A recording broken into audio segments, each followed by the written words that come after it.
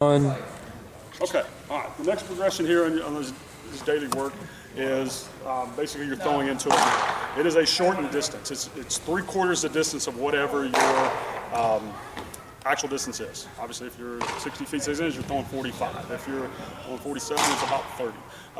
Just do the math and figure out where you're supposed to put it. You do about 15 throws apiece, okay? And it's a progression. You start them off, day one, they're throwing to a big target. The reason we're throwing to a big target, it can be a net like we got set up here. You can have a coach there. I kind of like working the net there because this trims their release point. You can throw it to an L screen. You can throw it to a wall that you put tape on to make a box, however you want to do it. But give them something where they're throwing into. That way it gives them some feedback. Again, the more wall drills and progression that you do and get them used to getting closer to home plate on the release point, their release point's going to change.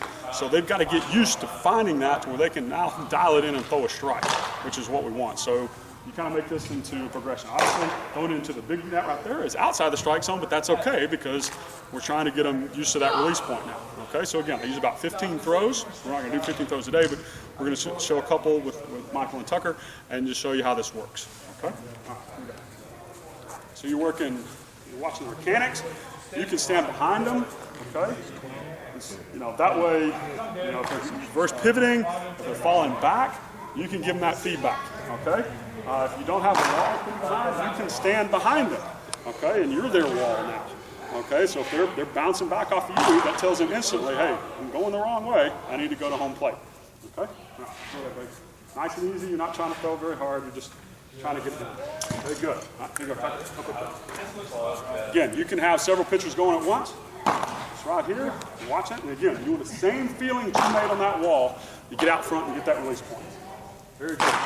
Very good. Downhill. Okay, now keep going. We'll do one more piece. Okay, pick it up. Downhill. Good. Okay. There we go. Really get down. Very good. All right? Okay. All right, now then. Point of emphasis there. Okay? As they want to get downhill, you want to work them to where they're getting that ball out in front. Okay? If you've got phone, you can film them on the side. Okay?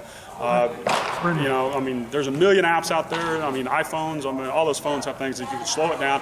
You can kind of see that angle being created, and you can show those kids immediately right there, hey, we want you to get here, not here.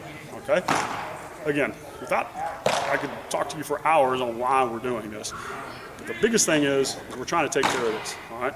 Because getting out front and release point out front, your body is in a better position to make a throw. It is not a natural movement, okay? Throwing on a downhill slope, it's basically creating a weight on your arm, okay? The ball weighs 5 ounces, okay? But for every 10 miles an hour you throw, that's about 5 to 7 pounds of pressure when you're going downhill on a slope. So if you get kids throwing 75, 80, 90 miles an hour, you're basically throwing a 15, 20 pound weight is essentially the torque that you're putting on your arm every time. So the more energy you can generate through your body, out through that arm, by getting your arm in a good position to make a throw out front of you, the easier it is on this, okay? And that's the biggest reason why we're looking at that.